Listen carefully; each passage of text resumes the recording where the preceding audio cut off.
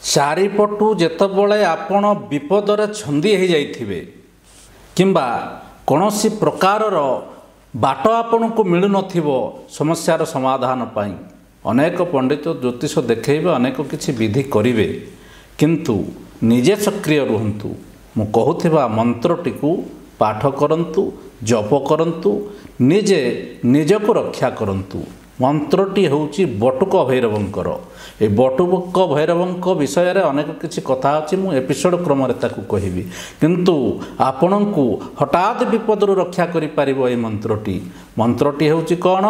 ଓମ୍ ହ୍ରିଂ ବଂ ବଟୁକାୟ ଆପଦ ଉଦ୍ଧାରଣାୟ କୁରୁ କୁରୁ ବଟୁକାୟ ହ୍ରିଂ ଓମ୍ ନମଃ।